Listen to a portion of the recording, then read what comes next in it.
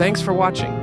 If you enjoyed this tutorial, make sure to like and subscribe for more magical piano moments. See you in the next video.